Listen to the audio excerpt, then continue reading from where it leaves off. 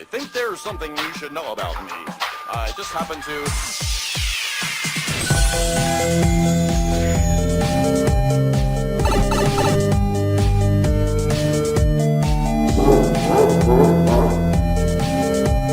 Outstanding.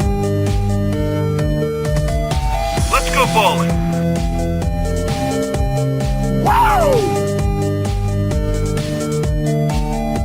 Hey Aussie gamers and honorary Aussie gamers from around the world. Welcome to episode 92. Today is Thursday, the 27th of August 2015, and you're listening to the Aussie Gamers Express podcast. The podcast that has the difficult task of talking about Until Dawn without talking about Until Dawn. I am your host, LewkOne, and joining me this week is my good friend Thorncliff. How are you?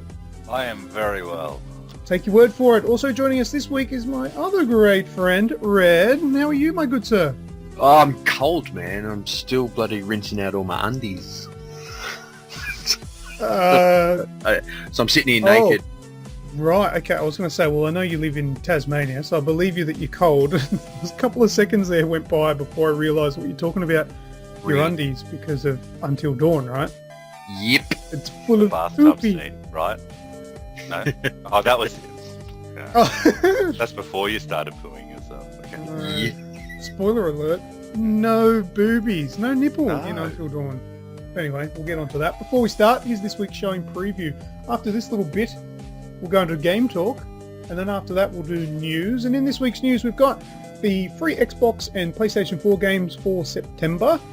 Pokemon Massacre cancelled by police. Good job there. Arkham Knight PC update. Assassin's Creed Syndicate PC Woes. Rock Band controller adapters and Horizon Zero Dawn RPG mechanics. After the news, we're going to What's That Sound? And then after that one, we'll do Not So Frequently Asked Questions. And this week, there's been a bit of a trend lately. Can any of you guys guess what this week's Not So Frequently Asked Question is? Sony. Metal Gear Solid. It's not Metal Gear Solid. Have we done that already? Yes. Yes, probably. Yeah, I just... No, we have to because do the you Christopher Walken things. Yeah. know. You know. But yeah, Sean, you're right. It's on PlayStation. You said Sony, close enough. But then after that, we'll do Oh, I thought we were going to do the Sony rice cooker. the Sony. Yeah, well, hey, that's not one of them. We can bring No? that up. No, that's not. But after that, Shout by Red, and that will be the end of this week's show. So first of all, let's go into Game Talk. Sean, tell us about your gaming week. Well, I've come off today, my 4-day block at week at work, so in between last podcast and this one, I've played one game, but I actually started and finished the game, which is Whoa! a big thing for me, yes. Over 2 nights, was it, Red? I think Yeah, I think so. Or finished two and it, a bit. Because you Yeah. had a short go the initial night that you had it, but then we Yeah. spent probably 4 or 5 hours in a chat party Oh. where you were in and out. Talk about Yeah. building suspense. Mm. What friggin' game are you talking about? Oh, I'm talking about Until Dawn. Oh, the pants filler. Yes, the pants filler. And I'm going to say it right now, right at the start, that it's going to take something big to top this off my top game for the year so far. Oh, wow, you too? I Yeah. concur. Yeah. Ooh. Absolutely amazing. So, story basis, 6 friends, 7 friends. I don't know, half a dozen million, Yeah. fucking heaps of kids. That's all I know. Go up to a what can only be described as a serial killer's wet dream. Cabin in the So woods. a little cabin in the woods, yes. And just a quick review would have to say that everything stupid that you scream at in the TV when you're watching a horror movie happens in this game. Don't run up the stairs because that's where the killer's going to get you. Don't do this because the killer's going to get you. Do not walk through the woods in the middle of the night carrying only a torch because that's not going to end well for you. Don't be... Yeah, Some of the Don't be... some of the idiots don't even take a torch. They just use the light on their mobile phone. Yes. Yep. Mm. Mobile phones got a workout in that game. They got just destroyed. Poor thing. Oh, yeah, but it brought it into the 21st century horror story so well with the phones and stuff like that as well. Yeah, tweeted, hashtag getting murdered. That's right. Yeah, exactly. Yeah, wicked. Good on you. That's wicked. Yeah. So, like, we can't go into too much details. Like, yes, from what you've seen, there is a serial killer, and we don't know who it is. Well, I know who it is, but we can't say who it is too. And it very much holds suspense quite well. You don't understand a lot of the time what's going on, and it builds suspense perfectly. Very well executed story, and it's Pretty. it gives you a lot more than what you bargained for, kind of thing. So I was very skeptical going in, as in games like Alien Isolation and The Evil Within and that there, which are just there to like scare the shit out of you. This is more like a horror movie where it's building suspense. The musical score in it's fantastic. It's like a truly interactive horror story, and absolutely amazing, brilliant. Yeah, but unlike Alien Isolation, this game didn't make me sick or ill with fear. No. This gave me the type of fear that I enjoy, like I do with a nice scary movie, because I like scary movies, and I like a movie where you got to try and pick who the baddie is, or the psycho, or whatever. And just for the record, picked it. I picked it from the start, and then something happened that Through you. that threw me off quite a bit. And it's I really love it, because when it comes to games like this, like Heavy Rain and Beyond Two Souls, they're starting to get actual like real life actors that are being mocapped for them, and it's just, I think this is the next level in the gaming, where you can have movies and all this kind of stuff that can tell a story, but that story's told in 2 hours and you've got no choice in it. So the whole premise behind Until Dawn and what happens in the game is based on the butterfly effect. So every choice that you make within the game, so you'll be given certain choices at certain points within the game, and you either move left or right to choose what choice you want to make, and that will have an effect on something that happens further on down the road in the game. But in doing that as well, what I found really good was that some of the decisions you could stand there and it wouldn't have a time limit on you making the choice. So you could have a good think about what you wanted to do and how you wanted to proceed.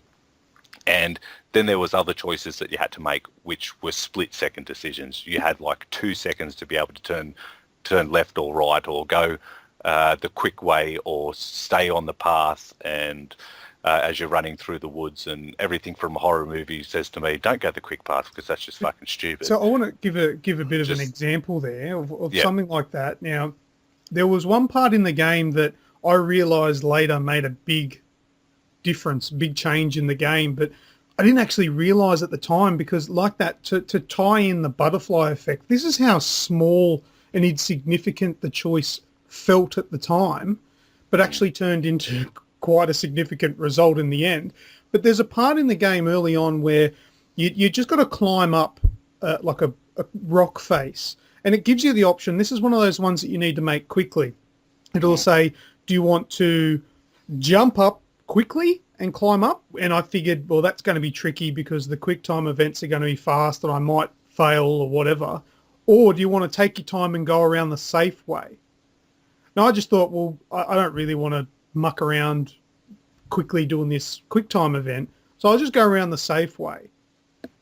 Little did I know, it made a massive difference later in the game. And you don't always realise that these small decisions that you make are going to make certain results towards the end or a little bit later, but they will happen. And it's, look, I just think that's a really unique part of this game. It's been done before, but I don't think it's ever been done with such depth and such different direction. Because in my review that I wrote for it, I drew a reference to the Telltale series, If you make a decision in the Telltale series, generally that decision you make will change what another character maybe says, like a line. Like I remember, he's remembered that, or Well, no, that's just what it says up in the top corner. But later on, if you do something that upsets someone, they might later down the track say something mean to you. And then that's it. That's as far as that decision will go. It won't change anything else. You might make a decision on who to save, and I'm still talking about Telltale here. You might say, "Oh, I want to save character A because I don't like character B," but then later down the track, character A dies anyway because that's just the way it had to be.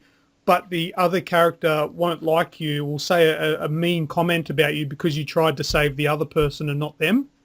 Yeah, I think this is that very hollow, very shallow that way. Yeah, that I'm going to give a further little bit just there, and I think that episode 1 of Game of Thrones, the Telltale game, has been out long enough to do a spoiler on the end of that. Well, just say spoiler alert. I think that's just a spoiler alert here. At the end of it, you get a choice. You've got Ramsay Bolton comes in, and he's the real asshole, and he comes into your chamber, if you will, and or throne room in your area up the north, and you get a choice. Either you be nice to him and kneel down to him, if you will, or this or that, or just disrespect him and say, this is my area, get the fuck out. Either way, you're going to get stabbed in the neck. Yeah, that's it. That's my absolutely exactly makes right. no difference on what it is. But with Until Dawn, it's been done so well that, as you say, the smallest little choice that you make is massive effects in the end. Well, to the point where it can change. Like, there's a scene that I would have played. So your decisions can change who it is in that scene. It's not always going to be the same 2, 3, 4 people. Because if you've done other things before, it could be a completely different person in that scene. Yep. Well made. I think that's probably the best thing about the game. It's amazing. Yeah, and the great thing with like all three of us playing it, like I've had a discussion with Luke, with you, Luke, about how your playthrough went. I haven't fully had a chat with you, Red, yet, but we've all had completely different experiences with the game because of these butterfly effect choices and all that kind of stuff.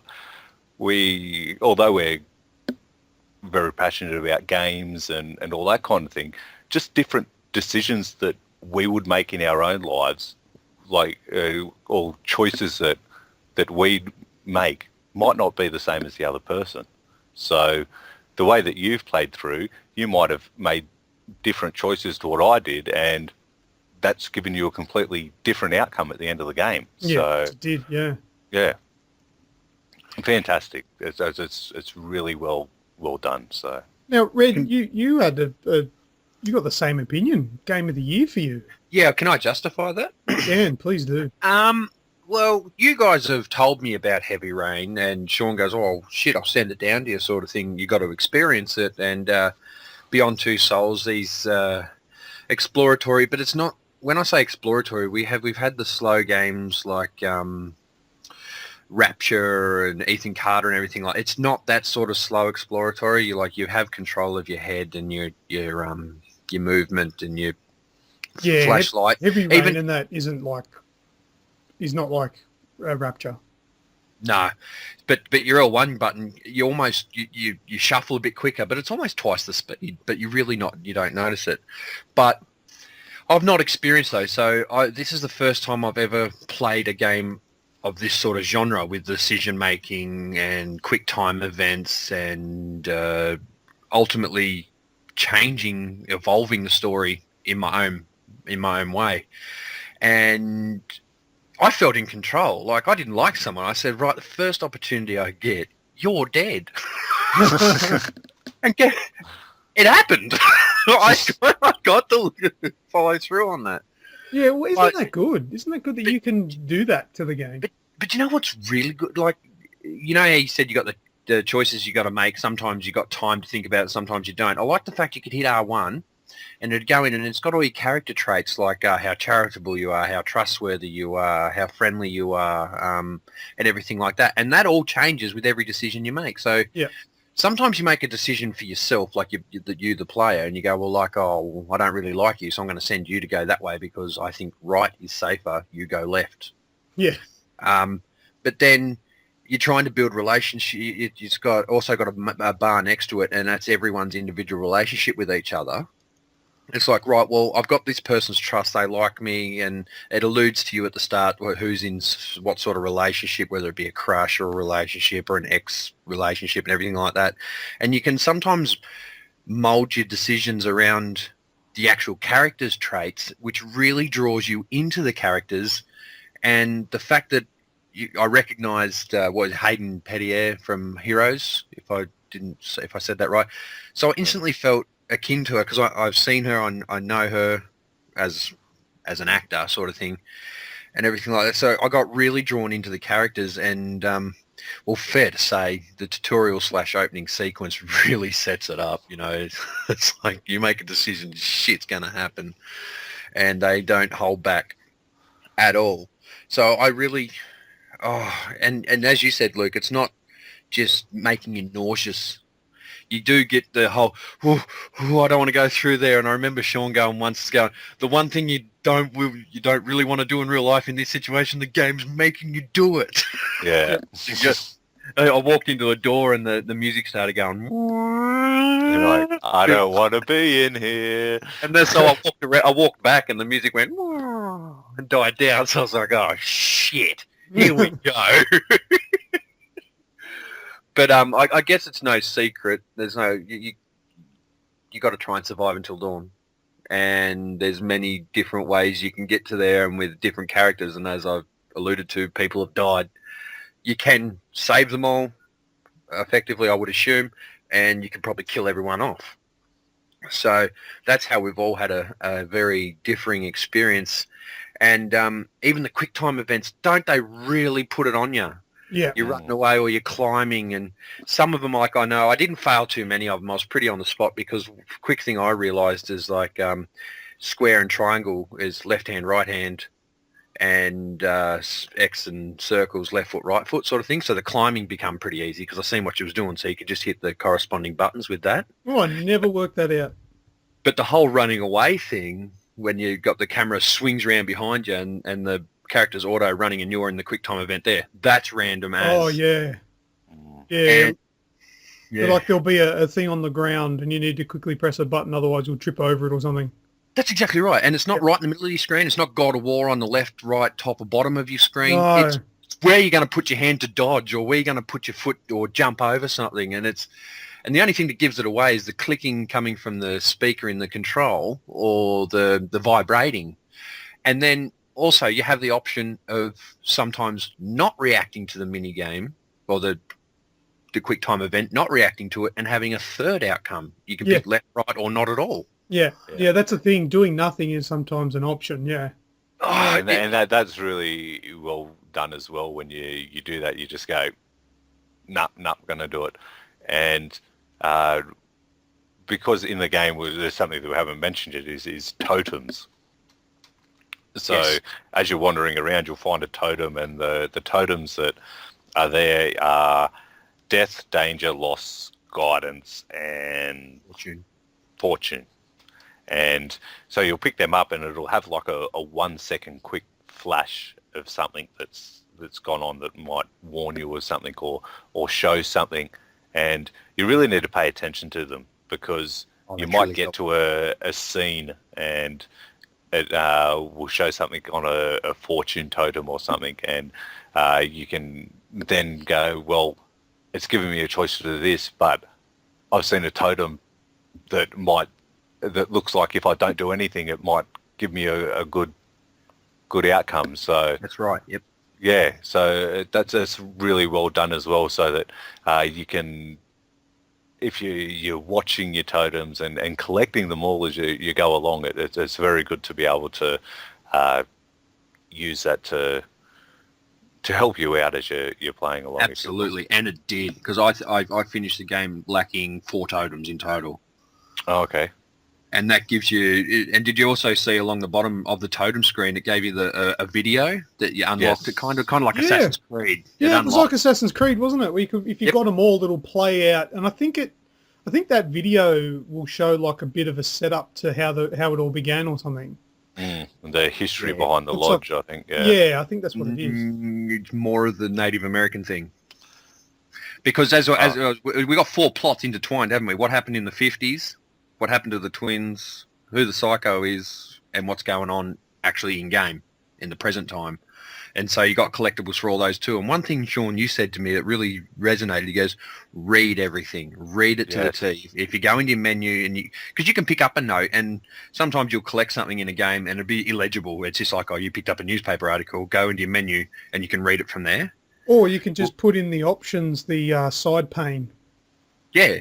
Did you have that on? No, I didn't. No, Yeah, I read everything. If you go into the settings for the game, there's a setting that I didn't know what it was, but I put it on anyway. It was called like side pane reading or something like that. So whenever you pick up something that has handwriting on it, so it'll be in like running writing or scribbled or whatever, it will automatically bring up like a right on the right hand side a little window which has whatever's written on the paper typed, so you can read it. No, that's a fantastic which option. Is really helpful for the newspaper articles because you can't read them at all because the print is so small. Yep. But you can just scroll through the typed writing on the right-hand side. It's really handy to do that. Yeah. Here's the stupid Thorncliff moment where I was actually standing up closer to the TV so I could read what was on it. And I actually finished the game and was going through the menus just having a look, and all the clues come up and they said new next to them. Yeah. So I actually went through and read all the clues after I'd actually finished the game. And as I'm sitting there talking to Red in the chat party going, oh, dude, just make sure you open up the window and read your clues once you pick them up. But, yeah. And I'm notorious. I did it the hardcore way. No clues needed. Yeah. Dumb core. Yeah. And I'm notorious for having subtitles on when I really want to pay attention. But what I did do with this game, I had no subtitles. I was so drawn into the interactive movie sort of it. I just turned it right up. I had a very limited chat party at the time. I didn't have the 6-7 boys we normally run with, and I listened to it. And listening to it, you obviously your hearing sense is bringing all your other senses in together. Turn the lights off, and I was right in there. You know, I wasn't just sitting back having a yarn, reading the odd bit of scribble along the bottom of the screen to figure out what was going on. This drew me in, and every jump scare had me wanting another one. And you were there for my first major jump scare, weren't you? Yeah. And I went, I know where that is. But so as far as saying it was my game of the year to date, it truly is because A, it's visually stunning. The story and the intertwined subplots are so brilliant. Touches on a lot of not taboo subjects, but a lot of people like will say, i.e. religion. You're either for this religion or against it sort of thing. It touches on a lot of those sort of black and white subjects. And it's scary to the point where you want to keep going and you think the game's going to just keep careering off into this one direction when it just, well, given the choices you make, it goes straight off in another different direction and invokes a different sort of fear. Yeah. You know, a different sort of set of emotions. So I've never been so emotional about a game, you know. I just thought it was fucking sick. And I've never been quite visually stunned. I think I likened it to the Last of Us remastered because that was a visual stunner. Yeah. And, so well written. And the controls were perfect. You used the swipe pad when you needed to, the sit still motion when you needed to, everything. And moving your head. Yeah, moving your head, even in the pause screen, and you move the head to the right, and it looks straight at you. It looks like it looks like he's straight through you. Oh, God damn! But yeah, it's that's my justification for 9.5 out of 10. All right, well, I think we could wrap this one up. I mean, you guys, fair enough. You guys think it's game of the year for you? Not for me. No. Huh? Great game. Up until an hour this year, what would be yours? None of your business. Huh? That's for the end of the year. Splatoon. But what'd you say? Splatoon. Splatoon. Yeah, I played that actually this week. But look, no, I'd probably give it a 9. Yep. Very high up there. Very good game. I think we've pretty much covered everything that we need to in that. We'll probably move on. What else have you played this week, Sean? Oh, just a bit of the Oh, you Black said- Ops beta, but that's about it. Yeah, maybe a couple of games of that, but yeah. Oh, go ahead, Red. I got to level 40 on the Black Ops beta over the weekend. Out of 42, was it? Well, they kept bumping it up. I think they opened it right up towards the end because I did see someone that was level 47 or 48. So, Oh, okay. so once the open beta come out, they chucked on the extra map and the God, extra some people game mode. prestiged in the beta. I know, right? I was probably a good 6 or 7 hours off myself. But towards the end, when it did go from closed to open, the lag kind of got almost unbearable because it wasn't the jittery lag; it was bullet lag, where you'd shoot 3 or 4 rounds, and then they'd hit the wall 3 seconds later behind the person that was running away. So Yeah. the only way to get a kill was with a shotgun or a fucking grenade. And I thought, no, I've had enough of this. But definitely for the first initial closed beta section of it, we all got around each other, got amongst it all together at one stage or another. And then, yeah, I look forward to it. What I've taken out of the beta is I know exactly what specialists I want to use, what gun I want to use, primary and secondary gun I want to use. I'm ready to go when it comes out, so bring it on. Oh, I'm contemplating. Get this, Red. Listen carefully and intently. I am... What? Pre-order. No. Oh, No, don't be stupid. It's one of the biggest selling games in the world. I don't think I need to pre-order it. There'll be plenty. copy that. And I do live in populated area. Yeah, civilization, that's it. No, pre-order not necessary, but season pass. Oh, zing. Yeah, I think I'll be going season pass. I mean, I know it's probably going to be a bullshit $69 or whatever, It will be, yeah. but look, whether I go season pass or I just buy them as they pop. Yeah, like I did with yeah, Advanced Warfare. I'll probably do that, but I want as long as nothing changes drastically and I just absolutely lose interest. I really enjoyed it. I liked, and I thought that I probably wouldn't enjoy Call of Duty more than I did with Advanced Warfare, but playing that Black Ops beta, I really liked it. The movements. You're really good at it. I did well, and that's probably, a big part of my enjoyment. But man, I love that Sparrow, the bow and arrow with the specialist class, and I love the movements. I love how it's slightly slower now. There's not that crazy erratic movements. Superhuman, yeah. Yeah, it's a little bit. It's more like a jetpack and a realistic one rather than a super jet on your back. And Yep. I enjoyed the weapons. I look forward to trying a few of them, and I'm just really looking forward to it. I do want to play the story, but that multiplayer's got me. So yeah, I'm really excited for the campaign on this one, more than I've ever been. I will hand on my heart, Scouts on. I never finished number 2. co-op, yeah. So the co-op stuff will be good. Yeah, if you've got any sort of like the specialist sort of gear, like setups that they had in the beta, where you did have your Sparrow and I had my war machine that I could pull out every now and again, just a big LMG that comes out of my arm. And and you got the one that can go invisible. We'd make a real formidable team for it. You'd play it on hard. Yeah, so that was a good experience for me. What Yeah, else, I Rick? very much enjoyed it. Rocket League, I probably played another 20 or 30 games. I haven't touched that in ages. I'm a sucker. Last night I played. We played Gears of War 2. We Yes. kicked that in the guts last night, and Back in time back again. in time. And guess what you can do out there, all you PlayStation fanboys? You can install the game on your hard drive, so you don't have the disc wearing around in your face. Yeah, so that's what I was telling you yesterday, that it's an fantastic. option that's been on the Xbox for a very long time. Now, it's totally optional, but yeah, you can just press X on the dashboard and install the game. It still uses the disc, obviously, to boot up, but yeah, it just saves the disc from going nuts in your tray while you're playing it. It's pretty cool. So that was the first highlight of Gears of War 2 for me, and then there was the start of it. And we played for, we probably had a couple of smoke breaks in between, but we played for a good 4.5 hours straight last night. Yeah, man, I've got about 6 gig worth of video because I recorded most of it. And it says on the back, prepare to have your mind blown. And Luke, you kept going, oh, dude, you love number 1. You wait.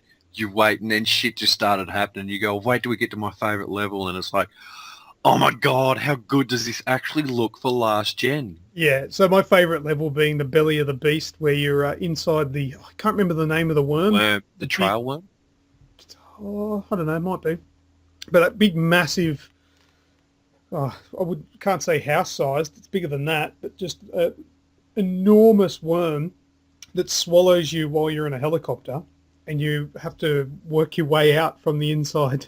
It's so good. It is so good. So, yeah, I can't believe that these games are this old and I've never experienced them. It's probably due to a little ignorance because I was always, oh no, fuck Xbox sort of thing. But I always had a PlayStation 3 and I always spent my money on the PlayStation 3, so I never had the Xbox there to actually uncover a couple of these sorts of good games until now I'm borrowing my son's Xbox 360, you know, and we're doing this and yeah, what, $10 for a month's worth of Xbox Live Gold. What about the hard-hitting themes, man? Well, it is. It brings in the family and these people have got people that matter to them and they're building relationships amongst each other. And wow, I suppose the game's old enough to talk about, eh? Oh, absolutely. So Ty? Now, it was in the lead up to this, because obviously I've played the series before, I didn't want to let you... This is the hardest part for me, is especially for this scene leading up to the section with Ty when you meet back up with him. I was on my end of the microphone chatting with you. I'm thinking, oh, this is it! This is the part! And I'm getting all excited thinking, I can't wait for your reaction to what happens here. But we've been playing it, and obviously he's an NPC. He's a gear. And he's just tough. He's like Dwayne The Rock Johnson mixed with Dom with this kick-ass armor and tattoos and a no bullshit bloody win at all costs sort of attitude. Yeah. And the bad guys got hold of him and broke him that much that when you helped him escape out of the capsule pod thing he was in and you gave him a shotgun, so come on, mate, let's get out of here, he blew his fucking head off. Boom. What? Because I seen him turning on himself and went, no way. And Luke's going, because I said, there's got to be something down here. And you go, yeah, there's something down here. And yeah, wow. And then you've seen the scars on his back and it's like, fuck. Yeah, because they just smashed him. But that's the thing, because Ty is like a big, strong character. Yeah. And they fucked him. They mentally fucked him. Yeah. Oh, man. Physically he was rooted as well. You've seen his back and the scars and everything. Oh, yeah, they beat the piss out of him, yeah. Primitive lashing he copped, but Jesus Christ. So, yeah, we're probably approximately halfway through the game and we'll probably revisit that tonight or absolutely. tomorrow night. Yeah, so I'm keen on that. And last but not least, I was going to bed when we jumped off last night, but then I got a bloody... As soon as I hung up Skype with you, Skype rang again. Just one second. Okay, just because I'm a perfectionist, I'm like that. You referred to him as a gear. He's actually a cog. A cog, yeah. Yeah. They're cogs, the guys. Yeah. Sorry, continue on to your next one. I just had to get that out. And as soon as I hung up for Skype for you, Skype started calling again. I'm walking out to go for a smoke before I went to bed, and the bloop, bloop, bloop, bloop, bloop, bloop. I'm like, oh, what'd you forget, Luke? Come back and fucking Nick's big, gnarly, bloody mongrel of a head on the screen. I'm like, what's going on? He goes, let's play Hearthstone. Oh. So I played Hearthstone to 1 o'clock in the morning. Right. Who was better? Me? Well, I've got, a level 12 mage, I've got a level 6 warrior. Oh, like, he got his fair share in, but I didn't throw everything at him either. We were trying to help him level up, but there was a few games he genuinely got me, because you get the shit rolls every now and again. You got 5s and 6s and all that in your hand, and you've only got two gems to use, and it just wasn't happening. It's just a typical deck building game. I heard on the grapevine somewhere that there might be co-op Hearthstone coming. That'd be cool. You can do it in Magic. Yeah, I think that's going to happen. It'd work. definitely. Nice. Cool, man. What And, else? and I installed Heroes of the Storm. Shitstorm. Yeah, but that's my week. I spent, as I said, 90% of it Blackwood Pines until dawn. Right. Well, I think there's a couple of things that I've experienced this week that you guys weren't involved in, but the Gears of War Ultimate Edition, I picked up that this week as well, and that, obviously it's the remastered version of the original Gears of War. Beautiful. They've done, I know they're different companies, so I'm not saying that they're the same, but they've done for Gears what was done for Halo 2. So like all the cutscenes are, I would imagine most of them, if not all, are redone. They're still in engine. They're not like, I should say, not like Halo 2 where it's all like CG and stuff like that. In engine, but it's all prettied up. The facial animations are all redone. The textures of the skins, the face, the hair, everything like that's all redone. It's like a 100% facelift. So the game is exactly the same, but it just looks 10 times better. The lighting is better. They've got different, what you would call field of view. So whereas before, like something like in a cutscene everything might have been in focus, they've made like the background blur a little bit just to make it look a little bit more emphasize it pretty and get a bit more of a focal point for you. It plays wonderful. It just, everything, like all the colors, they've made the colors pop a little bit better. Something that, I don't know, it might have been in the original, but I've never noticed it. I only noticed it now. So I don't know if it's new because I haven't had a chance to go back and check. But you know when you do the active reload? Yeah. And I explained to you, Red, as well, when you get the active reload right, the bullets that you've reloaded have an extra power. Yeah, they flash, When you're firing those extra powered bullets, oh, wicked. the flame out of the front of your gun gets like a bluish sort of tinge, like a spark to it, rather than just normal orange gunfire. Yeah, they're hotter. They're going quicker. Yeah, it's like that. I think they might have done that in the original, but it wasn't as effective because now I've noticed it. And that'd really help.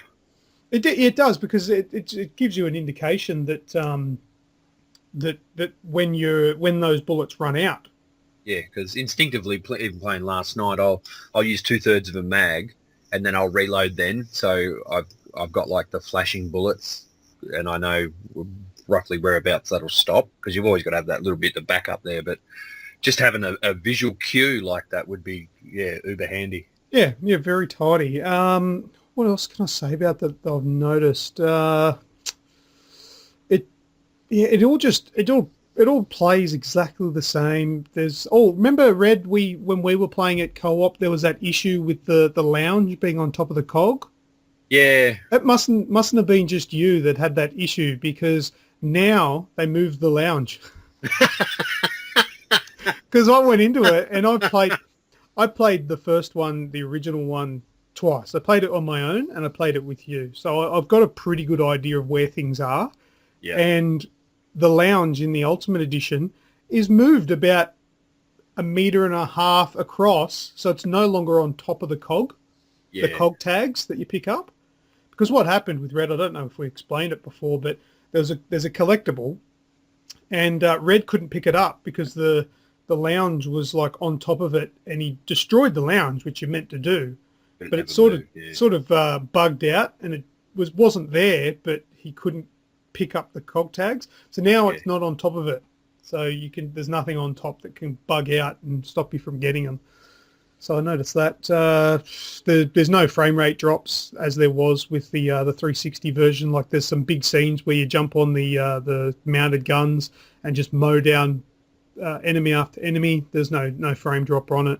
Did they give you a crosshair on your mounted gun? No. It's still the same.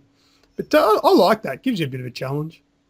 Yeah, and it also, I think you'd find it'll repopulate the multiplayer again.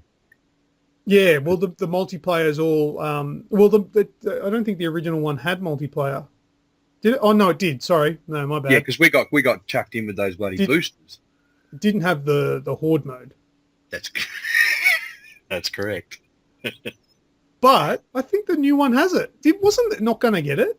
Oh, I don't know, because we were even talk about it a couple of podcasts ago, weren't we? And it's like, oh, no one will ever hear that. Yeah, that got cut out because there was incorrect comments made. But I think I remember us talking about how it wasn't going to have Horde mode. I think it has Horde mode. Oh, cool. Oh, look, I may or may not be correct there. Don't quote me on that. But look, it runs really well. It looks beautiful. The lighting's great. It runs smooth. Oh, and I'm playing through on hardcore as well, mind you. How about the price? Oh, the price! The price is fantastic. At GB Hi-Fi at the moment, they're selling it for $44. Yeah. Oh, excellent. But Yeah. on top of the $44, it's not just for Gears of War. If you get it between, so if you play the game, it's kind of like how Halo did it. But if you play between launch, which was the 25th of August, and December 31st, so as long as you play it at any time on your console on your account this year, you'll get access to all 4 360s Gears games. So you'll get Gears 1, 2, 3, and Judgment on when the backwards compatibility comes out in November. So you get access to them. Now, I would imagine, I'm only assuming, but I guess it's common sense that you'll still need to use the Ultimate Edition disc for DRM. But yeah, you'll get them included. So it's no extra. There's no code, so you just need to put it in your console. So if you don't own it and haven't got the money to buy it yet, borrow one and chuck it in and install it and play it. And then if you do get it in the new year or whatever for Christmas, you'll still get those backwards compatible games. So Cool. that's pretty neat. And the best thing, backwards compatible, you can play those games with your mates that are on 360 still. So that's real neat. And that's 5 games essentially. 2 are the same, but one's remastered for under $50. Brilliant. Yeah, I think it retails for $50. So it's pretty cool. You can get some bargains somewhere. Moving on, I watched last weekend. My brother was in town from Wagga Wagga, and we went and saw Hitman Agent 47, the movie. Nice. That's not bad. I didn't have high hopes whatsoever because you know what we all think of video game movies. Yep. I think these guys did it right because I wouldn't classify this Hitman movie as like a blockbuster. It's not a triple A, if you will.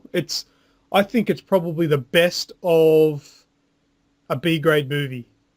They've embraced the B grade. It sounds harsh calling it that, but it's like an indie movie, if you know what I mean. Like I don't think I recognised any of the actors in it, Nice. but it worked. And at first as well, because Agent 47, he looks a bit weird. You think, that bloke, really? But he works. I thought he did quite well. And the story, I thought the story was pretty good as well. Gives you a bit of background as to, what the agent's thing is, whatever they want to call it, what you'd call it, the program, and how it was brought to be. Because they're not just normal humans. These agents, they're enhanced, so to speak. Gives you a bit of background on it, how it was created, who created it, and the stories and all that. So I recommend it as a video game movie. It's probably up there. It's one of the best I've seen. Wicked. Because as you said, I enjoyed the other one. Oh yeah, that other one wasn't bad with Oliphant, whatever his name is. Yeah, Timothy Timothy Oliphant. Yeah, that wasn't terrible. That was good too. But yeah, this one reimagined was pretty good. What else? Just having a quick look at that guy. His name's is it Rupert Friend? He's only been in like 22. He's only got 22 credits against his name for acting. So. Okay. Yeah, that name rings a bell. Probably saw it on the big screen, but yeah, he did a good job. I think it's not a bad movie for video games. Considering the history we've had with video game movies. But that's pretty much all. Once again, just want to quickly touch off Turtle Beach Elite 800 gaming headset. This is your last chance. If you are listening to this, at most you've got about a day or 2 left. So depending on when you do listen to this, you may have missed out on your chance. But if you're listening to this on the day that it releases, then you've got a day or 2. So get your entries in. Go across to Facebook, search for Aussie Gamers Express, like our page, follow the instructions on the pin post, and you can have your chance to win the Elite 800 gaming headset for the PlayStation 4. And on the 1st of September, on the Facebook page, there'll be some instructions on how to get your entries in for how to win one of 6 copies of the game Cube. It's a download code for the PlayStation 4. So we've got 6 of those to give away, but they'll be announced on how to win those in September. That's about it for me, and that's a telephone. Is that a house phone? What are they? Yes, it is. It's and a it house- doesn't work. All right, answer it. I want to hear it now. I can't answer it because it doesn't work. It's stupid. Sounds like it's working to me. Yeah, it's ringing, but I can't push the button to answer it. So why is it plugged in? I don't know, because the internet's running through it. You got the internet running through a telephone. Yes. No How wonder. unprofessional is this? It is pretty. See, look, now somebody wants to talk it. Nobody's here to take the call. Hello. Can we hear them? No, I don't know. I'll push the button. Oh, I wanted to hear somebody call up and give you the test Oh, results did for you? your HIV test. Oh, I don't know what I've done. for the AIDS test. We know what it stands for now. What? Arse injected death. Yes. That's what it'll be known from here on in. That's Yeah. enough. Let's go into the news.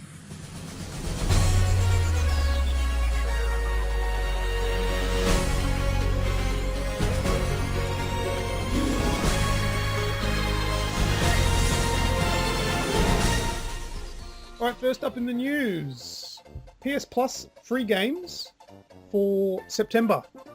Right, so we'll go through these. I've got the games with gold as well, but first of all, PlayStation Plus. Grow Home for the PS4. That was the one of the voted ones, so that won. So we're getting Grow Home for the PlayStation 4 and Vita. Getting Super Time Force Ultra. Red, have you played that? No, I was talking about it last night. That's STFU, yeah. That's the STFU. Lovely. That's what's that one about? Do you know? It's just a retro platformer. Oh, no, it's not. It's not a retro platformer. It's a new platformer made to look retro. Yeah. Gotcha. So, yep. Cool. Also, for PS4 and PlayStation Vita is Zeo Drifter. I think that's how you pronounce that. I don't know much about that one myself. Time will tell. PlayStation 3 is getting Twisted Metal. We all know what that is, no doubt. PlayStation 4 and PS3 is getting Tesla Grad. And the PlayStation Vita is getting La Mulana X. Okay. I had a look at that on the store. Yep. Verdict. Games with gold for next month. We'll... Fucking Sony's given up on that Vita. Ain't nothing new lately. Oh, whatever. Anyway, there's no verdict whatsoever. Games with gold for next month, being September, will also... Well, sorry, not also, but we'll have... Xbox One will get Dear God. Yeah, deer spelt like the animal. So, that's... I have no idea what that is. That'll be all month long. So, sometimes they have... from the 1st to the 15th and then the 16th to the 31st or whatever. This one's going to be available all month long, so they're trying to flog that, obviously. Xbox One will also get Tomb Raider, the Definitive Edition, from the September the 16th until October 15th. So that's going to run through to halfway through the month after. So that one's going on the month itself. The Xbox 360 is getting Battle Stations Pacific from the 1st to the 15th. And also Crisis 3 from September 16th through to the 30th. So there you go. Those are the PS Plus games and games with gold for September. AAA game. Goddamn PlayStation, listen to it. Yeah. It's got to be hype for Rise, though.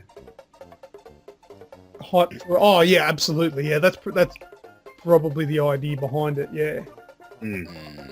It's good though. Like, I think it's usually November, December. Like, PlayStation really get a couple of good ones because they've got the whole PlayStation experience thing happening. So, yeah. I mean, But I think they're going to give away this Tomb Raider Definitive Edition to try and boost sales on the Rise of the Tomb Raider.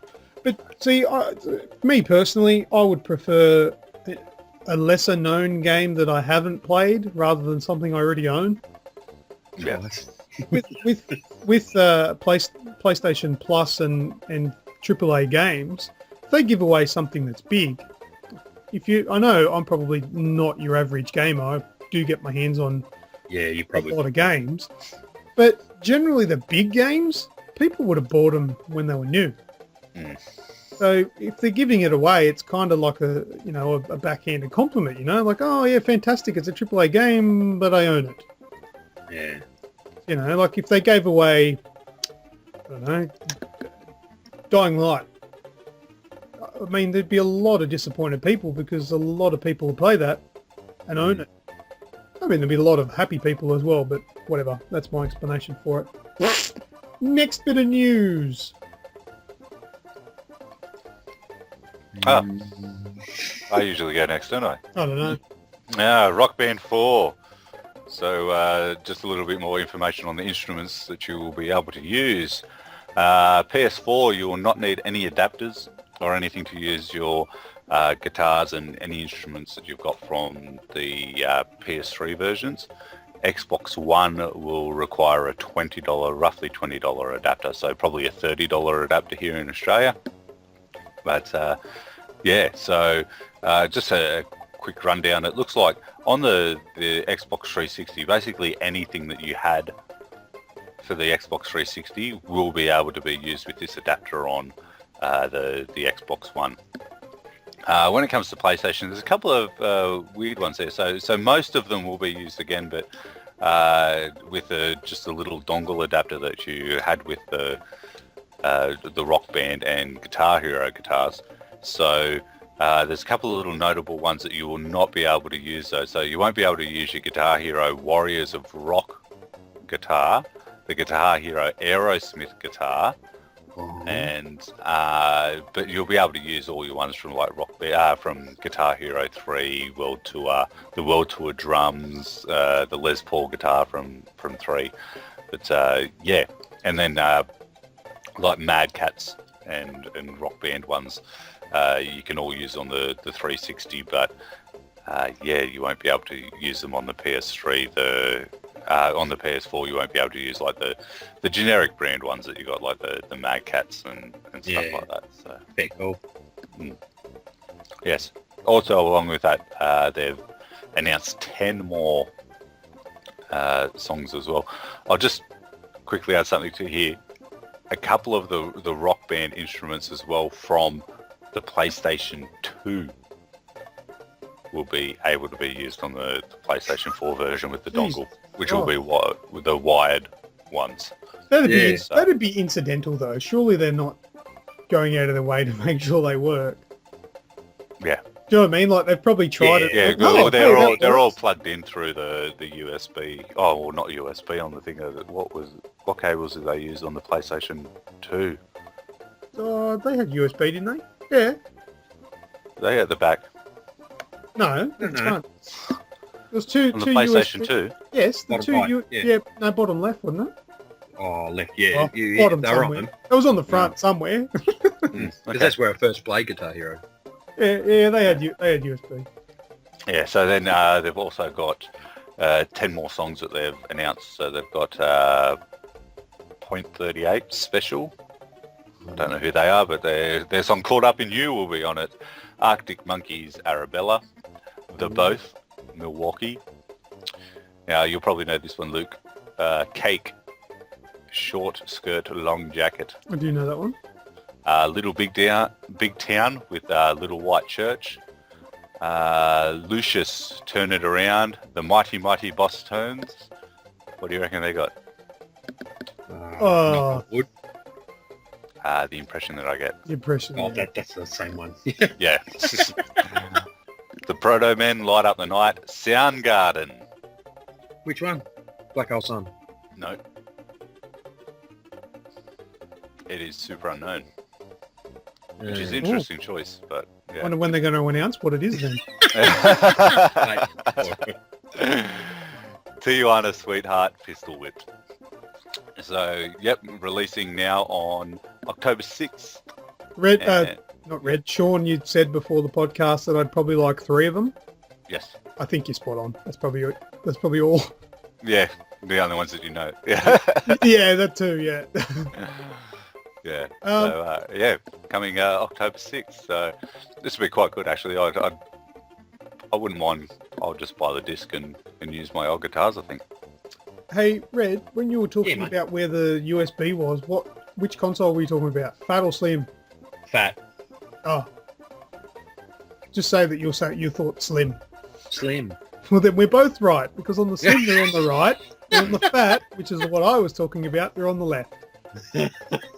Fair call. I had both those consoles anyway at some stage. Yeah, same. Cool. All right, Red, give us some news, man.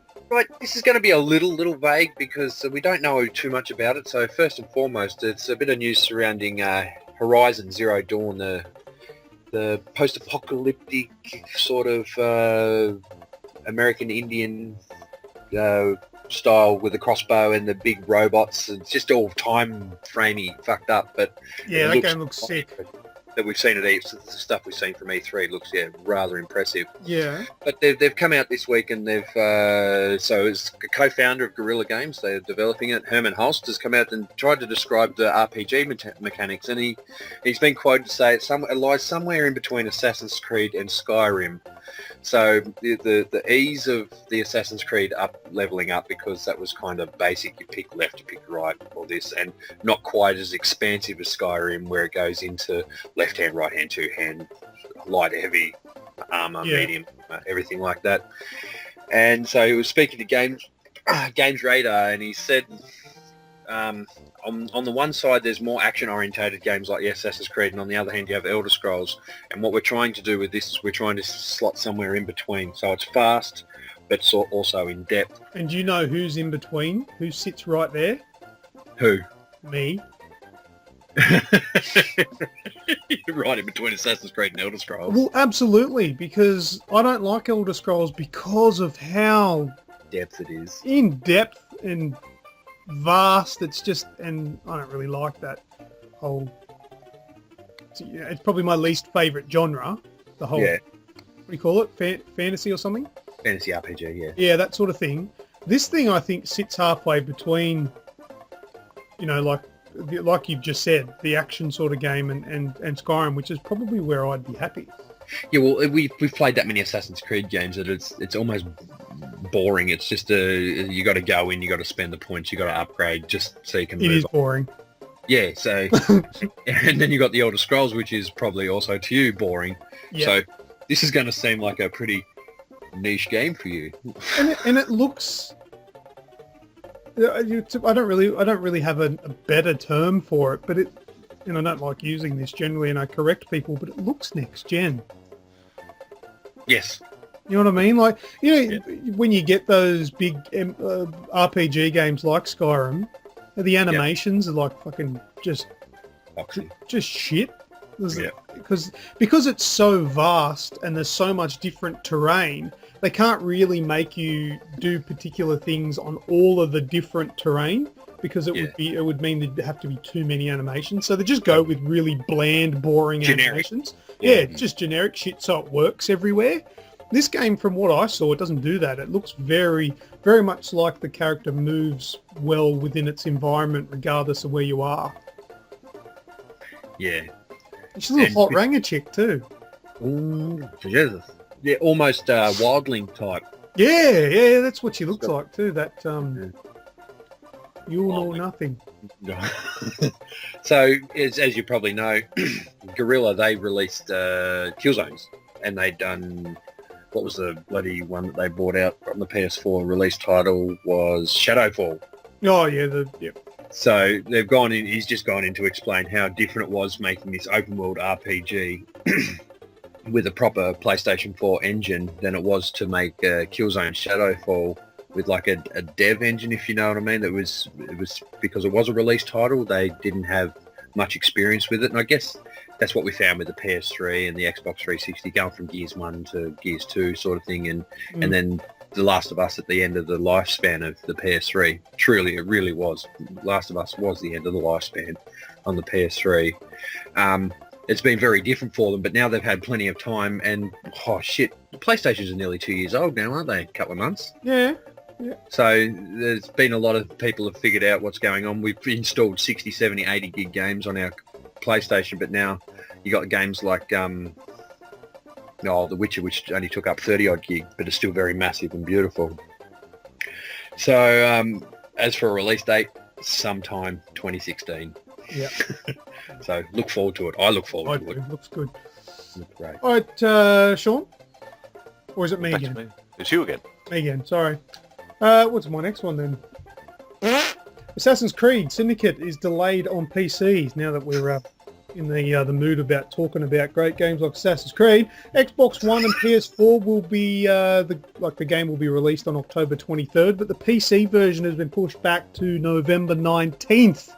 The publisher said that the extra development time is needed to ensure that PC players get the most stable, optimized version of the game on day one. Well, it's not really day one, is it? It's day 28 or something. It's delayed. So that to me is just them saying we don't know what we're doing on PC, just like Warner Brothers didn't with, well, I shouldn't say Warner Brothers, Rocksteady didn't with Arkham Knight. Just porting from console to PC just seems to be a massive hassle lately. I don't know why. But, how about the trend that they're setting though? Giving the free DLC as compensation. Yeah, well that's it. They continually do stuff like that, don't they? But then it's how about just instead of doing yearly installment games, stop doing it. Or stop making promises 12 months ago. Probably not quite 12 months ago, they come out and said all the Assassin's Creed games, ... and Far Cry's and whatnot are going to come out on the PC when they come out on the console. You know, they're console-born games, you know, so obviously that's going to be a lot, the easier part for them would be making them for console, and then they're going to go across to PC. Why make outrageous promises at the start of the year when you're still 12 months away from releasing a game saying same day release, this, that, and everything else, and they're trying to accommodate to everyone and fuck it up like they've done with this. They fucked up Unity for the console. It's like they've got to really hit a nail on the head with this Assassin's Creed bloody series soon, or it's going to die in the ass as one of the ones that could have been, you know, or has been.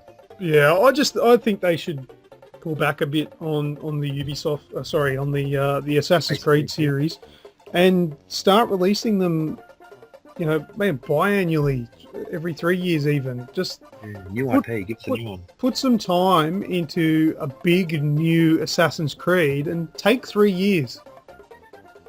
I don't know. I don't really know the actual business side of things and how it all works, but that's just my opinion from the gamer side. Just take your time. Stop rushing these games through, because I guarantee that Syndicate is just going to be exactly the same as the last one, with a couple of different characters and a couple of new things that have been thrown on top. Well, that's right, and you know, and there's a carbon print there when it comes to Activision and their Call of Duty developers. They've got 3 years each to develop a game. Yeah. And look at the new stuff we're getting, and as you said, it's almost bringing you back. It's getting better, the Call of Duty stuff. I mean, it's still very similar every year, but it's got its place though because of the multiplayer. Yeah, and they've really got the time to work on it. But whereas Assassin's Creed is a single-player experience generally, they've taken out the co-op now. Oh, that didn't work. If they made it work, it would have been fantastic. Exactly. They overpromised, under-delivered again. And I love Ubisoft, and they've given me so many games, and I feel bad, but I'm calling them Ubi slow at the moment because they are really behind the pace of... Hey, look, as long as they haven't announced a Splinter Cell game yet, so take your time, don't rush Splinter Cell, get it out when it's ready. I'll be happy with that. How good's that going to be? Anyway, I've got one last thing about it. The Assassin's Creed Syndicate system requirements are still being finalised, but Ubisoft said that the recommended spec, whatever it turns out to be, will target 1080p and 30 frames per second on PC. Oh, wow. So Weeks, he's going to need to spend another $1,000. Oh, jeez. It's on PC. Listen, Thorncliff. Yeah, master race my ass. Yeah, that's it. But anyway, that's it for that. Now go, Sean. Okay, Boston authorities have stopped an alleged or a planned attack, if you would, on the Pokemon World Championships of all things. So the Pokemon World Championships are happening in Boston now. Police have arrested two men basically accused of threatening to harm tournament attendees over social media, so Facebook and that kind of stuff. They were arrested, what do they say, they were kept and pending a search warrant. So the detectives actually got into the car of these two alleged people the day after with a search warrant and found a shotgun, an AR-15, and several hundred rounds of ammunition and a hunting knife in the car. So they've been arrested and charged with unlawful possession of a firearm, unlawful possession of ammunition, and other firearm-related charges. This has all come from a post on social media where this bloke has said the name of his mate and I are ready for World's Boston, here we come, and had a picture of their car with the shotgun and the AR-15 sitting on the boot of it. And yeah, the thing is that these two guys were actually invited members to the World Championship, as they're listed as invitees to the Masters comp, and yeah, it was the security guards and that noticed the people, and with a bit of quick thinking stopped them from going inside. So I don't even think they actually had the weapons on them at the time. They'd probably go in and suss it out a bit before they looked at doing anything. But yeah, a Pokemon. So, would you say several hundred rounds of ammunition? Yeah. And a hunting knife? Yeah. Just in case they run out? Yeah. Fuck. Shit. Several hundred rounds of ammunition, though. One of those AR-15s, what did they hold in the clip, do you reckon? 30 to 40 bullets? 30 to 45, yeah. Yeah. That could be a completely different story had those authorities not gotten onto that. That's wonderful. That is brilliant. Yeah. I'd take in my electric, what do they call it, the electrode, and do self-destruct. It was in Boston, wasn't it? Yeah. And gun laws, you guys, not that I want to sort of go off topic onto this, but in current news, you guys heard about the shooting in America? Yeah, he just wanted to get on TV again, didn't he? The guy who was fired, but it was 2 years ago. Yeah. He rocked up to on scene to a reporter and a cameraman and just shot them dead live on TV. 8 rounds he let loose. The gun laws in America, it's evident. We've got strict gun laws in Australia, and yeah, we've got gunplay here, but it's nowhere near the epidemic that it is in the States. Yeah. And I was talking to my wife about it, and I thought, you know what, that guy probably wasn't a massive crook and probably wasn't a terrorist. He's probably just mental. Yeah. Yeah. It's mental. That's what it was. Yeah. He would never be allowed to have a gun in this country.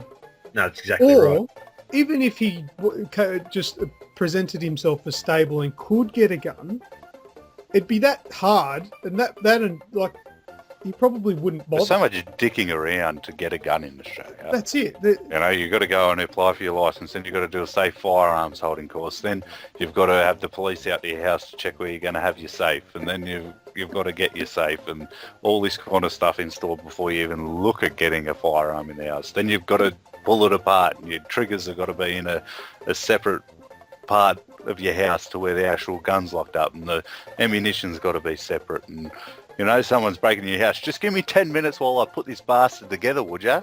Yeah. But that's why we don't have much gunplay here. And I don't know, maybe the gun he used, he might have just got it on a whim from some, black market or whatever. It's a lot harder to do that sort of stuff here. That's the point I'm trying to make. Yeah, because they're not floating around. You're exactly right. Yeah, that's it. If you want to, you can. And it does happen here. It's not that we're just this angelic country, but it is a lot harder. And for people like that, they might just not bother. Do you know what I mean? Deter, yeah. Yeah. And you probably find because of the pop of the so many weapons in America, they'd be dirt cheap to buy. Yeah, probably. You want to buy a gun here, I wouldn't even hazard to guess how much you'd pay, but they're probably a bit more scarce, and you're probably up for a bit more, sort of thing. And you just go, oh, fuck it. Yeah, most guns here are thousands. Yeah. And over here in Australia, a bit more laid back, where most things can usually be settled by saying, "Oh, sorry, mate, can I buy you a beer?" Or Well. hit it with a thong, yeah. With a thumb. Yes, There you and go. I don't want to go into this more political, all these kind of things, but with America, and they're trying to get the ban on the Confederate flag because the guy that shot up the other place had photos taken with a Confederate flag. Yeah. So they're trying to ban the Confederate flag. I wonder if now, after this has happened, that they're going to ban the gay flag because he was actually a black gay man that shot these people on the TV. Bloody hell. Anyway, Red. Rightio, we were just talking about Arkham Knight coming to PC. But so Rocksteady have come out and said, quote unquote, available in the next few weeks. Oh, is that not out yet? No, it was originally haven't set put for it this back. month. out, then it's been pulled back. Yeah. Yeah, I know, but it hasn't come out after they pulled it. No. You know what they're going to do?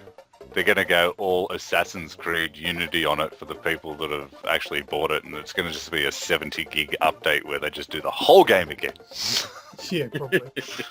So this patch was due originally set for August, but it's now understood that it's gone some ways to fixing the port's heavily publicised issues by re-optimising RAM and VRAM usage and reducing stutter in gameplay.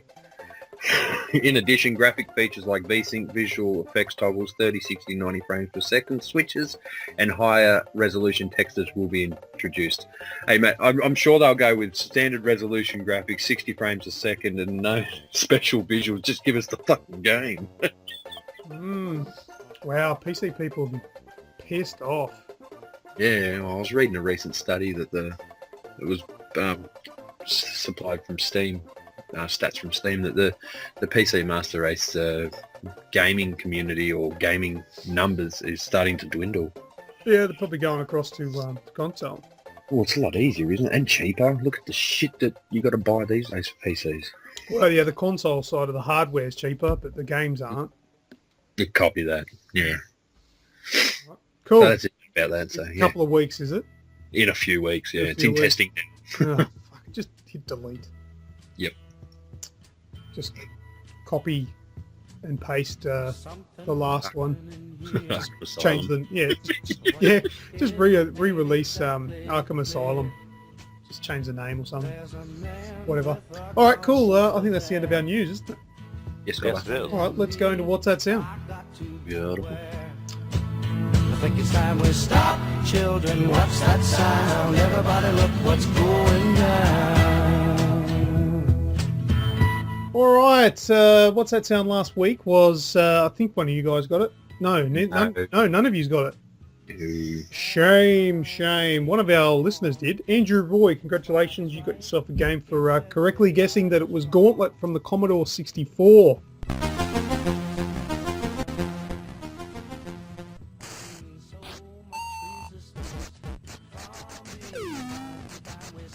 I mean, Very good, Andrew. yeah, that was pretty impressive. Not that it's the easiest one to get. It would have been pretty tricky, but Yeah. we did talk heavily about Gauntlet last week. Yeah, I know. That's why when you said today about the not so frequently asked questions, I'm like, oh, Metal Gear Solid, because that's coming out soon. Maybe I'll just keep this on your toes, just enough that it's not very easy to pick how I'm picking what these ones are. On that note, this week's What's That Sound has nothing to do with anything. Well, it's a video game, but it's got nothing to do with anything that we've talked about. Absolutely nothing. Without further ado, do you want to hear it? Yes, please.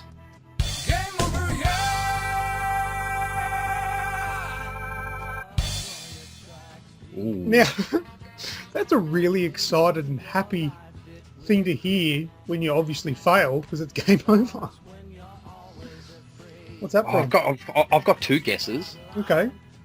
Daytona, say them at the USA. same time. Oh, fail. Oh, fail. Sounds Or- like it sounds. Or Crazy Taxi. Neither of the above. Incorrect. What do you reckon, Sean? Sounds very arcadey. Does sound very arcadey. It does sound very arcadey. Might have a reason behind it. Sean? I don't know. No. I've heard it before. Mm. Right before it goes, enter initials at number 1. Have a listen again.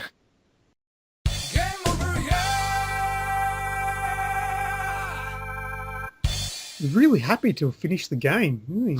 It's game over, yeah! All right! It's not Outrun. It's not Outrun. I don't know. I keep punching out these racing car games until I get it Yeah, right. yeah, racing car, something. Well, Go on. Yep.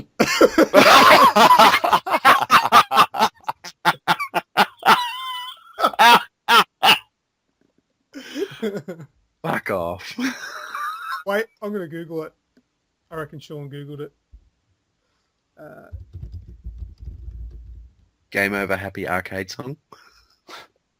Yeah, you just Google it and it comes straight up. The first one. what?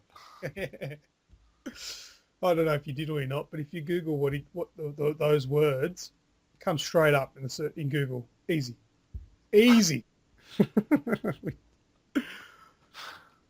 So I may or may not be accusing you of being a cheat again.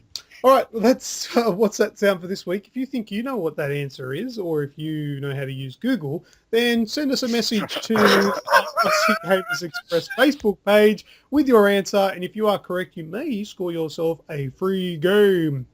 That's www.google.com.au. G-O. Or if you've got Chrome, just type it into that little address bar up the top. That's it. Game over, yeah. All right, well, that's it. That's the thoughts that sound. Let's move on to not so frequently asked questions.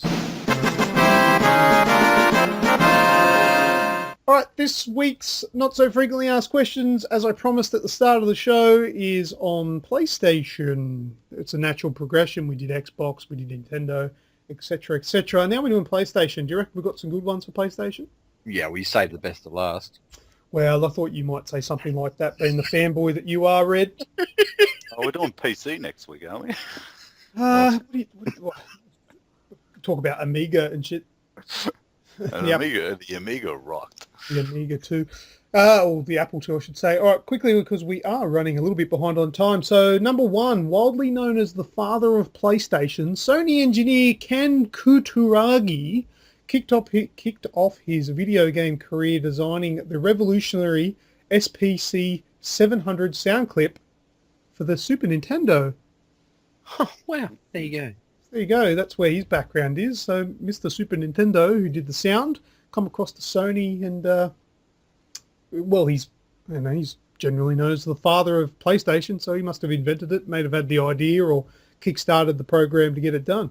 That's the first one there. Moving on to the second one. Stop me if you're excited and want to talk about it. In 1991, Sony revealed that it was working on a new version of the SNES, complete with a CD-ROM drive. It was to be called the Play Space Station. Space is in a blank bit, not the actual word. Oh, okay. Yeah. Because obviously PlayStation's one word, but this one had a space in between play and station. So anyway, however, Nintendo pulled out of the partnership. Most people might know about this one. And Sony, enraged. I don't remember reading that earlier. Let me just read it now. And Sony, enraged, went, "We're going to take on the world in computers. Yep. Pretty No much. more rice cookers for us." Well, what it looks like here is that Sony cracked the shits and instructed their engineers to keep working on the technologies, even though Nintendo didn't want it, and it resulted in the PlayStation console, which was announced in 1993 under its working title of the PSX. So yeah, that is right. Sony enraged. They got the shits because they got knocked back from Nintendo. But just quickly before I forget, you're right, Sean. It's not one of my points here, but Sony before making video games, they made, and TVs and all that sort of stuff, made a rice cooker, didn't they? Yep, it was their first product. First product, that's right, before all their cool stuff that they made.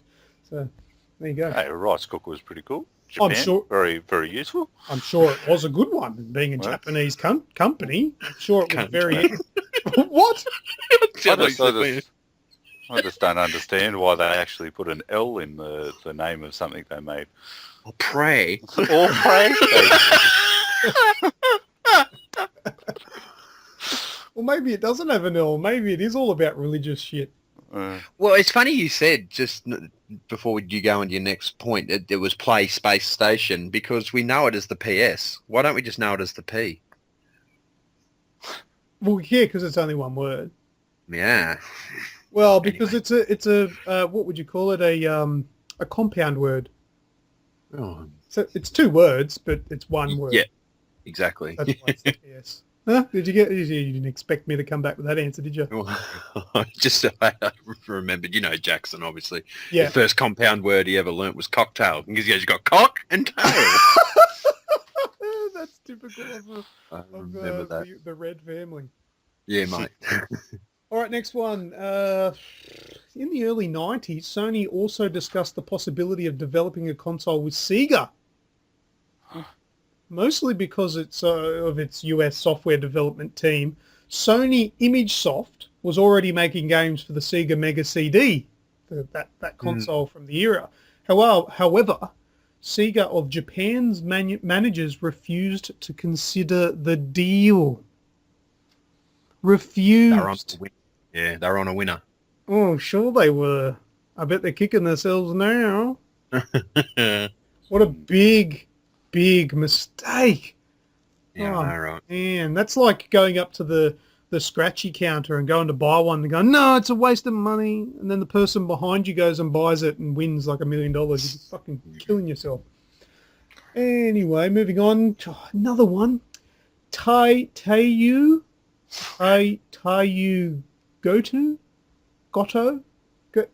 This bloke, the creator of PlayStation controller, decided to move away from using sequential letters on the buttons and went for shapes instead. So obviously, once upon a time you had like the Nintendo that had A and B and the 1, 2, 3, yeah. 1, 2, 3 or ABC on the Sega Mega Drive and so on and so forth.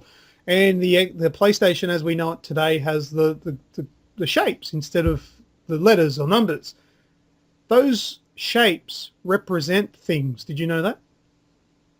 Yes, they represent a cross, a square, a circle, and a triangle. Yes, and the word arse face represents what you are. You're not wrong. Well, you're not right either, but you're an arsehole. Listen to this. This is really cool. This is not so frequently known or asked, but the triangle represents a player's point of view. So often the triangle button might have been like, if you're a third-person game, would take you into first person. Or and the square button represents a piece of paper. So the square, this is going back originally. Yeah. The square button would often be your menu button or take you to maybe a map because it's a piece of paper. The circle and the X button respectively represent yes or correct or right and no and wrong. No, I thought X meant jump because you'd like to jump on your ex's face. Maybe similar to jumping on your ex-host's face. Remember that guy, Thorncliff? Aye. The special guest. But no, so, yeah, that's right. The special guest. So in Japan, where the console was originally conceived, if you play a Japanese game like the original Metal Gear games, in the menus, X was to back out. Yep. And circle was to go forward. Whereas it was swapped, for whatever reason, in the Western civilizations, Western areas, it was swapped around the other way, and X was your OK button and the circle button was your back out thing, which it really threw me when I was playing the Metal Gear games. I'd often press the wrong one. But, that's it. That's Yeah, because I remember that from Final Fantasy VII, dude. You'd make all your selections with circle and Yeah. exit back out, and exit back out after, like, you collect your XP after a battle and everything like that. and didn't it feel wrong? It did to Coming me. across, yeah. Yeah, from what But it- we were used to with our other games, because it was changed for us around here. In Japan, they probably still have that control scheme, but it's changed for us for whatever reason. But that's pretty cool, not so frequently asked. Next one, the first major Sony-developed game was called Motortoon Grand Prix, and it was by a small team called Polys. Not played that. It was. It would then go on to become Polyphony Digital, Oh, yeah. creator of the legendary Gran Turismo series. Yep. So there you go. Yes. It's pretty cool. Polys, they turned into Polyphony, and they started off with a little Grand Prix game and turned into one of the most popular racing games around today. Next one, the PlayStation discs. The original ones, they were coloured black, weren't they? Yes. No other disc in the world had that, right? Not what I know of. So why the fuck did the PlayStation have it? Have a Don't guess. know. Have a guess. It's a racial comment here. Okay, You seeing as how you two can't play nice, I'll tell you the answer. Because it fucking looked cool, that's why. And Marilyn Manson actually had an album that... Yeah, no reason whatsoever. I mean, all normal CDs that you bought from a store were just silver, if you want to call them Yeah. that. Just yeah, that was the normal one that we knew. A lot of people thought it was so you could, it was like part of the copyright system and blah, blah, blah. There was absolutely no reason whatsoever. They just added a black dye to the discs, and it was Sony, so they made discs. They did all that stuff, so they could do whatever they wanted, and that's it. But they were cool. They did look cool, though. I reckon they were pretty neat. And the PS2 ones had like a purpley tinge to them, didn't they? Yep. Yeah. It's pretty neat. But that's it. No reason. Just look cool. Next one. There's a meaning behind those white towers on the PS2 startup screen. Do you remember that when you turn it on? And it did that little animation thing, and there was like these cube towers. Yeah. Yeah. Now, a lot of people thought that they were just whatever, and it was the same every time, but it didn't. It changed.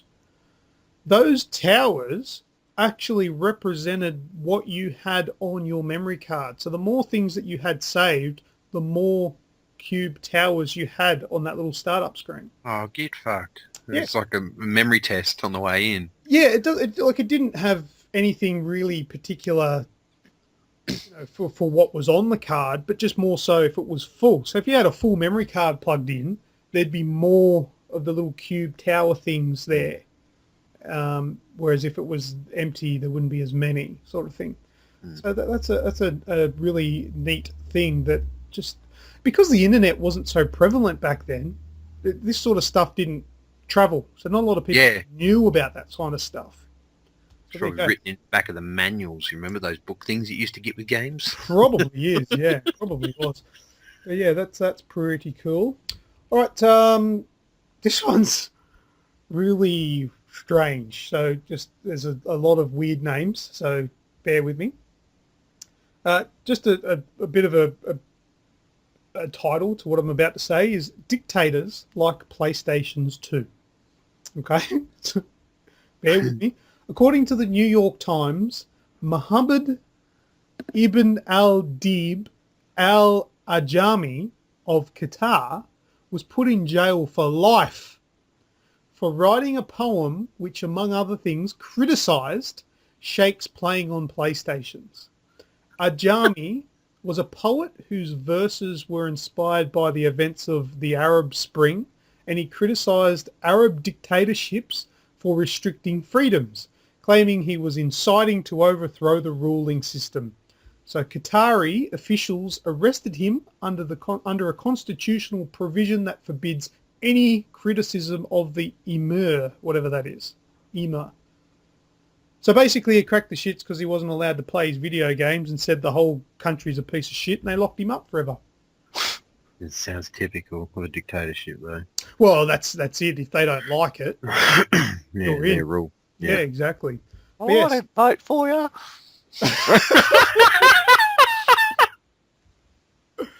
But yeah, that's funny. This bloke stood up for his love for video games. I'd do the same thing too, except for living in an Arab nation. I wouldn't do that. Fuck yeah, I'd go to jail for place as long as they let me take it with me. It's too much sand.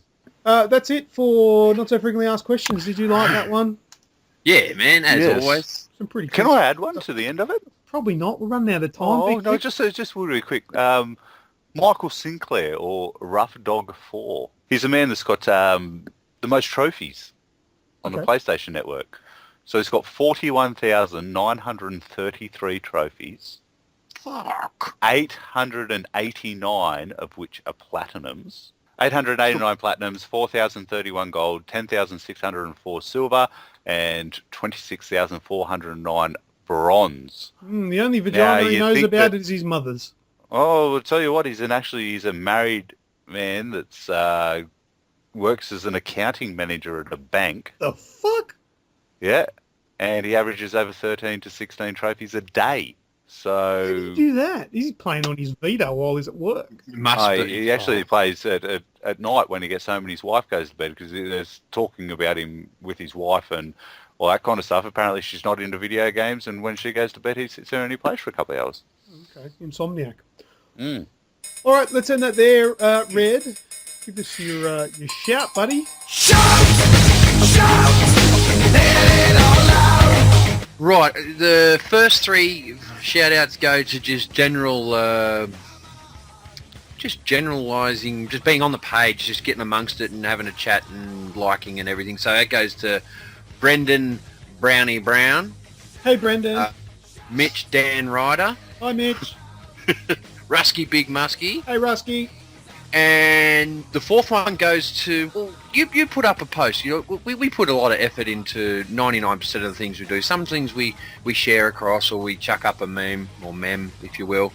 But you were given the information on the PS Plus titles, and there were a lot of negative Nancy's out there. And the final comment that was on the post was by Daniel Ray, and it was just more like, wicked, man. I've got a few more games to play on my PlayStation. Thanks for the update, LewkOne, you know? So that deserves a shout-out. Good on you, dude. Yeah. And the final shout-out goes to fucking us. 4K likes, bitches. 4,100 now. It is 4,100 right now, but the milestone of 4K come this week, and I think I've been around. When I liked the page, there was about 1,200, and when I joined the page, there was about 1,600. How many likes were there when you joined the page, Luke?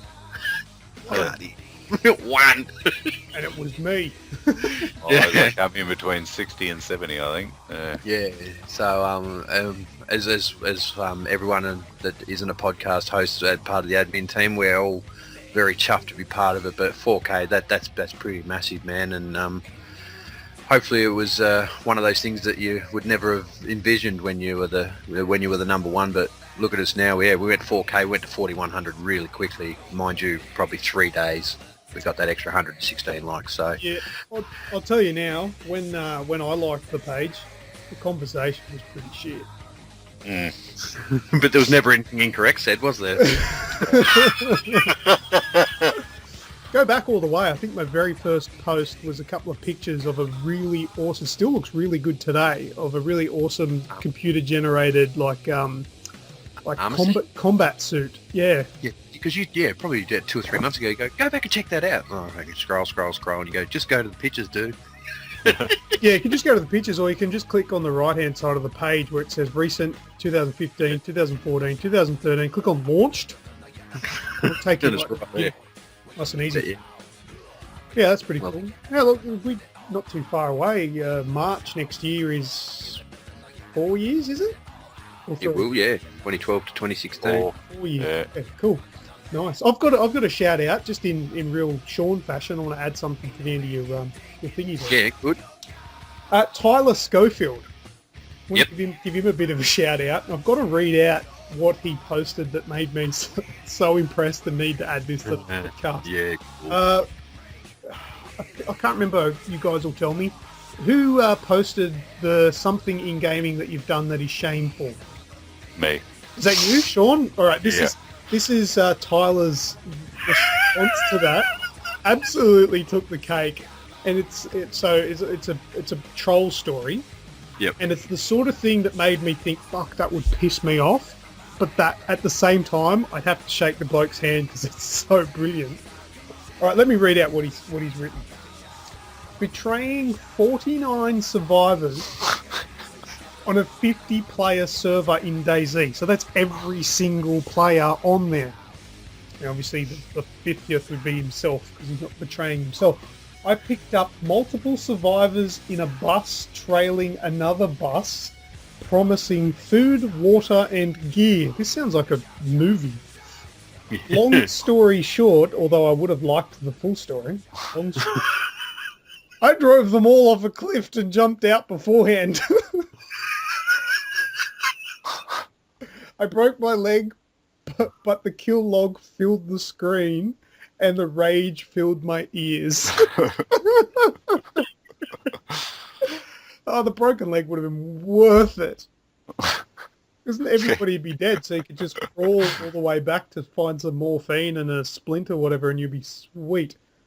That's hilarious. He killed 9 people. And I like Rusky's comment straight after, you win. Yeah. Absolutely. That is a big story. That was quite good. We had some good ones. Lucy Edwards killed Lara repeatedly in that river on purpose. And I'm like, oh yes, just to see the brutal spike go through her head. Yeah, I did that a few times too, not on purpose though. But yeah, that's it. And hey, you didn't mention anything about Red's confession. Shut up, Sean. He hasn't seen it. No, I don't know what you're talking about. Good. Oh. Now we're No. I have never completed The Last of Us, although I have it on PS3 and PS4. Oh, the shame. Red. What?